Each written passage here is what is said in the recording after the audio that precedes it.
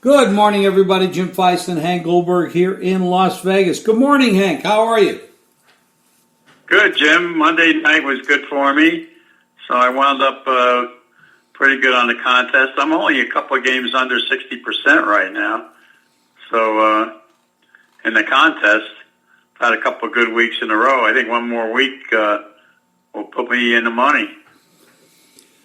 Well, you've done this before, so it's just a long grind. You gotta really avoid those really bad weeks, and hope to get a good one every once in a while. 4-1, 5-0.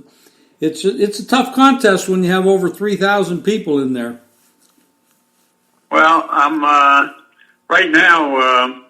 I looked, and I was in the top 10% this week, and I was in the top 10% last week for the week.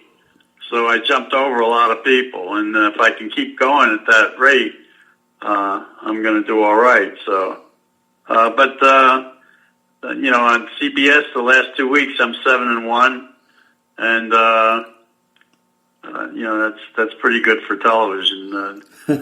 Colin Coward was 1-4 last week. He ain't doing too good. Oh, I didn't know that. That's interesting. Yeah, we got some great games coming up in the NFL this week, Hank. Some really, really awesome matchups. Yeah, starting tomorrow night, Dallas is playing in Chicago. Chicago has won 3 games in a row, but against really terrible teams. Trubisky played well, against Detroit. They beat, the Giants. This is an opportunity for Dallas to put a little separation between them and Philadelphia. This is a road game for them. They haven't been terrible against the spread on the road. And this is a game Dallas really needs to win. But, both of these teams are 6-6, and between them, they only have one win against a winning team this year. Yeah, they're not very good, that's for sure. Yeah, well, Dallas is a disappointment. But Dallas has presumably a lot more talent than Chicago does. And, Trubisky going against that defense would seem to be a problem for the Bears. But we'll see. The weather's not going to be terrible. That will work in Dallas's favor. It's going to be below 40, but not freezing. I just got a flash that Eli Manning is going to play for the Giants this week. Well, that's interesting.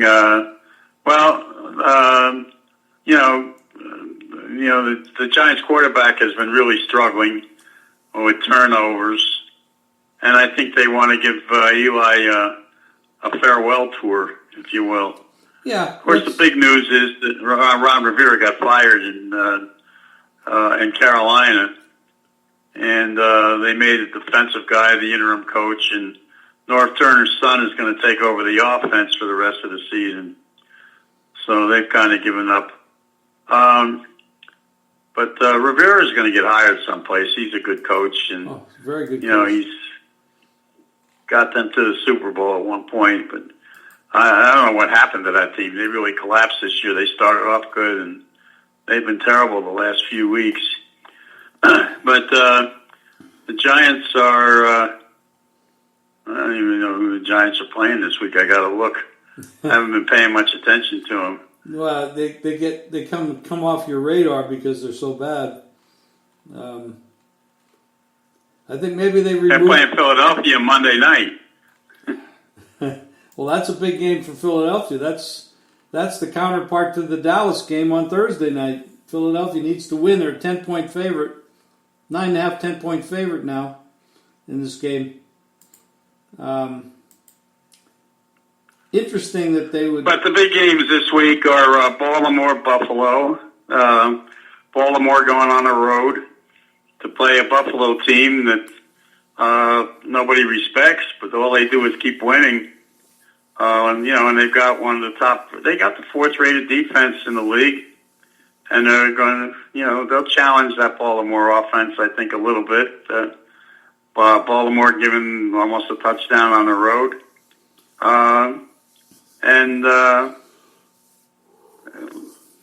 Denver, Houston, San Francisco, New Orleans is a big game for both of those teams. San Francisco is like Duke in basketball. We can talk about that in a moment. But San Francisco, it could drop to the fifth, which is where they are right now in the standings. It's a big game for them. And New Orleans, it's a big game for them too.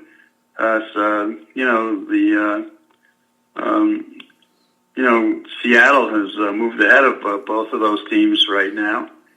And I'm not sure Seattle's better than either of those teams. I don't think they are. I know you like Seattle a lot, but San Francisco right now is, I think, as good as any team. They played a very strong game at Baltimore, and now they go into New Orleans, where New Orleans has not looked great lately on offense. Let's see, what other games? Kansas City, New England. There's a lot of smart money on Kansas City. I'm just going to tell you this about New England. They won their last 22 straight games at home. So be careful there. And Tennessee, Oakland. There's a game that Oakland probably figured they were going to win a few weeks ago. And Tennessee, since Tannehill went in, their quarterback is 5-1. Their defense is good. They've got the top running back. And if you look at the last 2 weeks, Oakland has been outscored 74-12. Wow. Wow. That's and then Seattle plays the Rams at Los Angeles. Well, to chime in a little bit on Seattle, I think I like Seattle a lot in as a team, but especially Russell Wilson. And basically, they're not as good as some of these other teams that we talk about, but with him, there's something about him. He's able to make plays that other people can't seem to make, and he makes that team. I think Russell Wilson, except for a couple of plays, has not looked great the last couple of weeks, but the running game has carried him.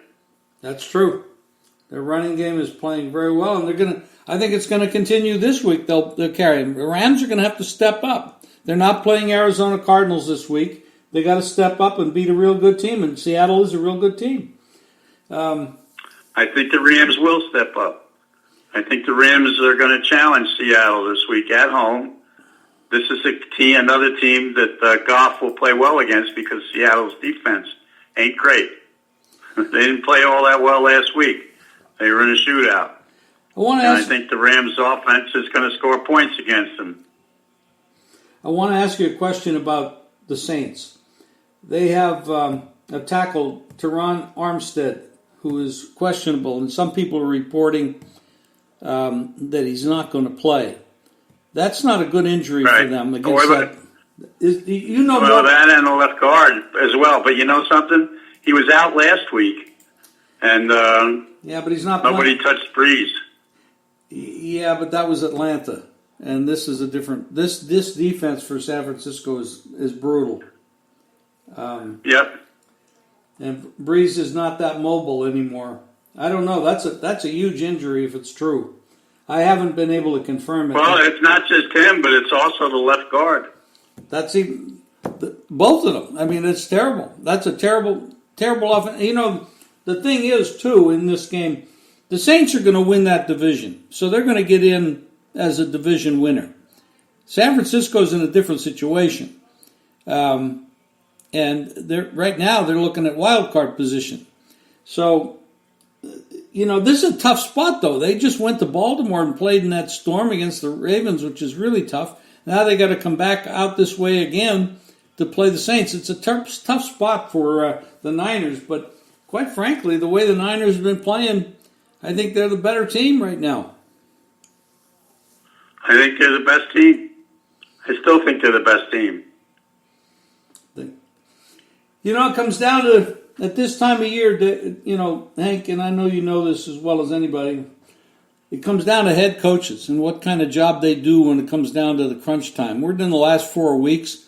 it's come down to guys that can really coach and get the best out of their teams. And these also-ran teams, these pretenders, just fall off the map at this time. So we got some really good games. You got Baltimore, Buffalo. You got San Francisco, New Orleans. All good coaches. And you have the Kansas City and New England, good coaches. By the way, New England hasn't covered the last 2 weeks, which is really unusual for them.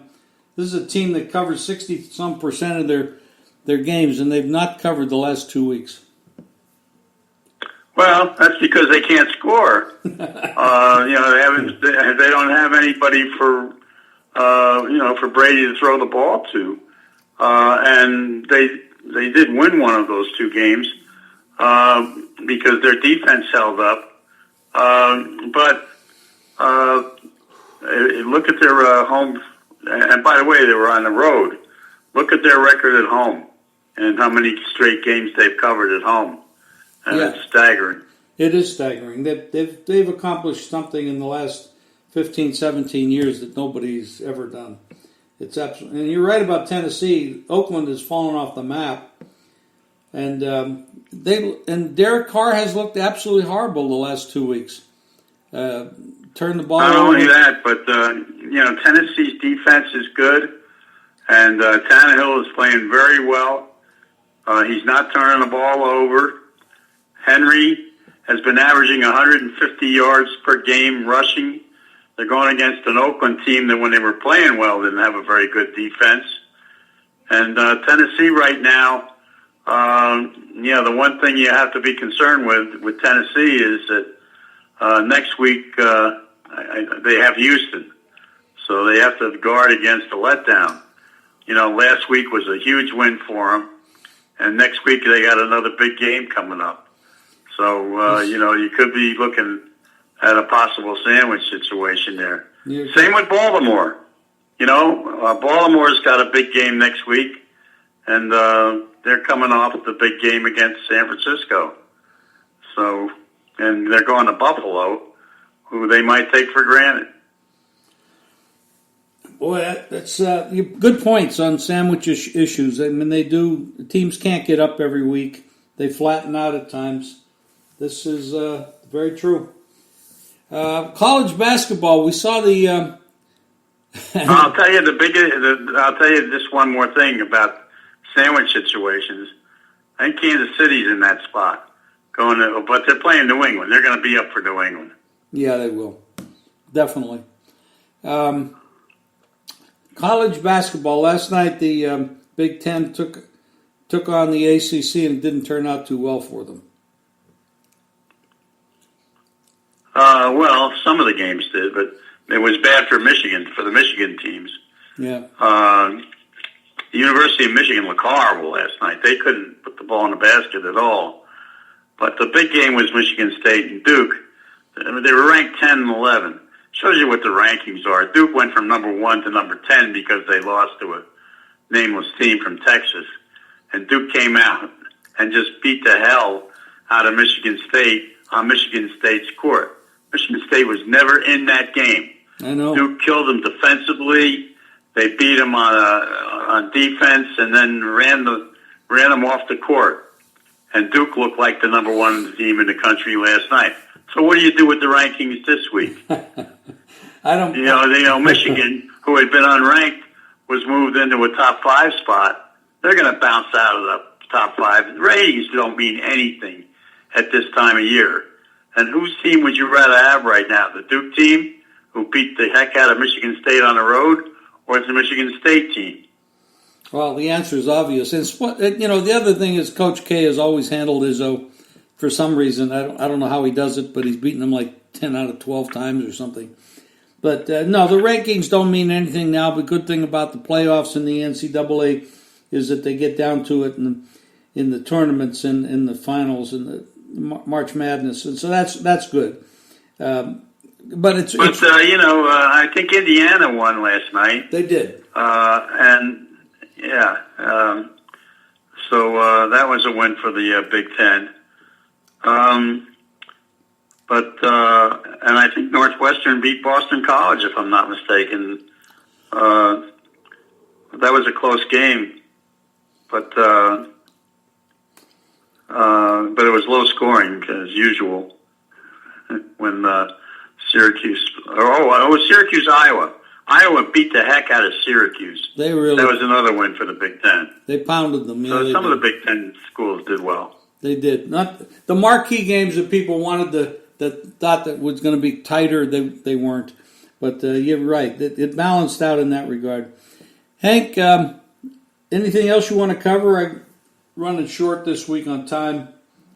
But okay. Well, today there's more of the Big Ten action. A couple of good ones, and there's that conference. Maryland's playing Notre Dame. That'll be a good game. College basketball. Purdue plays Virginia. That's going to be more of that Big Ten ACC competition, and that'll be a good one. So I want to talk about that series continues. And Ohio State, North Carolina. That's a great game. And then you've got the college football games this week. That's right. We got this is going to be an awesome week. I want to mention something about the Virginia-Purdue game. That game opened Purdue yesterday 3.5. Now, I bet early, I bet late, I bet all the time because I'm always on the screen. And I took the 3.5. Today, it's Pick'em or Virginia 1. I don't know who made that line, but I'm not saying who's going to win the game straight up, but that is what in my opinion was a terrible line. Well, Purdue was good last year. I don't know what they've got this year, but Virginia is, one of the top-ranked teams in the country. Again, if you don't, believe in rankings at this time of year, I think the game's a toss-up. Anyway, Hank, thank you for your time today. We'll talk again on Friday, and good luck, and continue the hard work and good handicapping for those contests. Okay, good. Hopefully another big week. Thanks, Hank. Appreciate it.